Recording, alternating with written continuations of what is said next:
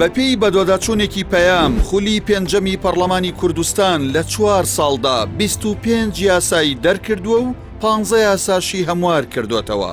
پەرلەمان لە ساڵی 2019دا 2 یاسایی دەرکردووە و 2 یاساشی هەموار کردوێتەوە. لە ساڵی 2020دا 5 یاسایی پەسەند کردووە. لە ساڵی 2021دا 10 یاسایی دەرچواندووە و 10 یاساشی هەموار کردوێتەوە. لە ساڵی 2022دا دەنگی لەسەر 7 یاسا داوە و 3 یاسایی هەموار کردوێتەوە. خولی پێنجەمی پەرلەمانی کوردستان یەکەم دانیشتنی لە 6 یانزەی ساڵی 2018 ئەنجام داوە. لەو 4 ساڵەدا 42 ملیار دینار بودجەی پەرلەمانتاران بووە. خولی پێنجەمی پەرلەمان بۆتە کارگەیەک بۆ دەرچواندنی یاساکانی حکوومەت و خەواندنی پرۆژەکانی پەرلەمانتاران.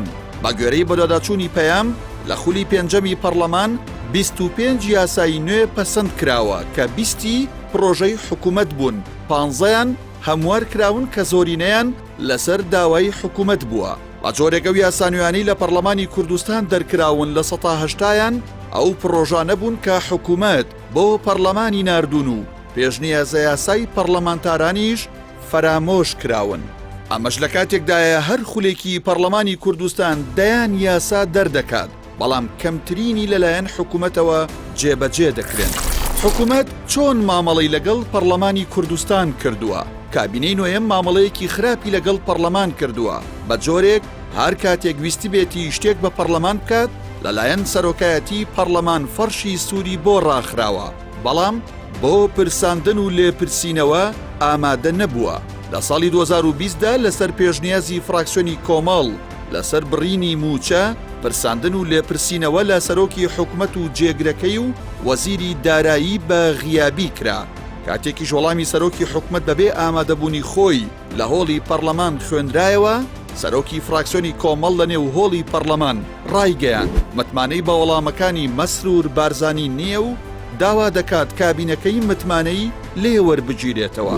سەرنجام پرۆسەکە خرایە دەنگدانەوە، هەر یەک لە فراکسیۆنەکانی پارتی، یەکێتی، گۆڕان، پێگاتەکان ڕێگەیان نەدا کابینەکە هەڵبوەشێتەوە و دووبارە متمانیان پێدایەوە.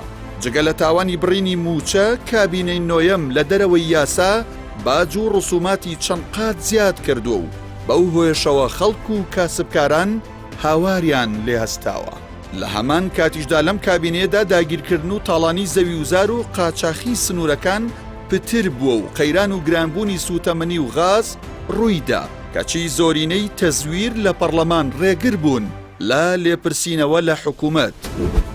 شەڕی مەسرور بارزانی و سۆران عومەر لە خولی پێنجەمی پەرلەمان لەسەر چی بوو؟ لەم کابینێدا حکومەتوێ ڕای ئامادەنەبوونی بۆ لێپرسینەوە فشاری خستە سەر ئەو پەرلەمانتارانەش کە ڕوبەڕووی گەندەڵی بوونەوە و بەدۆداچوونیان لەسەر کارەکانی حکوومەت ئەنجام دەدا. کاتێک لە مانگی 4 ساڵی 2020 سۆران عومەر لە بەرنامەی ئەمڕۆی کەناڵی ئاسمانی پەیام بە بەڵگەوە ڕایگەیان مەسرور بارزانی خاوەنی گەورەترین کۆمپانیایە و بەڵگەکانی هەرایەکی گەورەی نایەوە و کاردانەوەی بەرفراوانی لێکەوتەوە.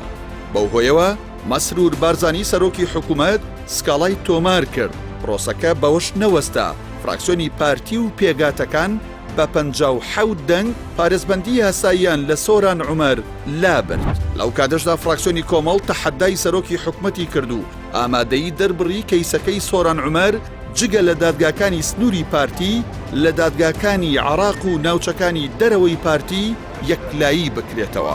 بۆچی کابینەی نۆیەم پرۆژە یاسای بودجە نانێرێتە پەرلەمان؟ نەبوونی یاسای بودجە دەرفەتی گەورەی بۆ گەندەڵکاران ڕەخساندووە. کابینەی نۆیەمی حکوومەتی هەرێمیش بە سەرۆکایەتی مەسرور بارزانی و جێگرایەتی قوبات تاڵەبانی ماوەی زیاتر لە 3 ساڵە لە دەرەوەی یاسا پارە خەرج دەکات. بەپێی مادەی 98 پەیڕەوی نێوخۆی پەرلەمانی کوردستان دەبێت حکوومەت لە سەرەتای مانگی دەی هەموو ساڵێک پرۆژە یاسای بودجە بنێرێتە پەرلەمان، بەڵام ماوەی 8 ساڵە حکوومەت لە تاریکیدا پارە خەرج دەکات. لەو بارەوە دکتۆر ڕێواز فایق سەرۆکی پەرلەمانی کوردستان لە 3 ئەیلولی ئەمساڵ ڕایگەیاند نەبوونی یاسای بودجە بەسە بۆ متمانە وەرگرتنەوە لە حکوومەت، کەچی خۆی کە سەرۆکی پەرلەمانە فشاری لە حکوومەت نەکردووە بۆ ناردنی بودجە.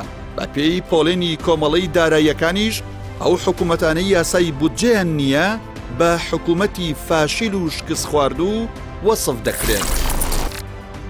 ئەنجامی خولی پێنجەمی پەرلەمانی کوردستان چیمان پێدەڵێن؟ خولی پێنجەمی پەرلەمانی کوردستان کە زۆرینەیەکی ساختە و تەزویر تێیدا باڵادەستا بە دڵی حکوومەت کاری کردووە.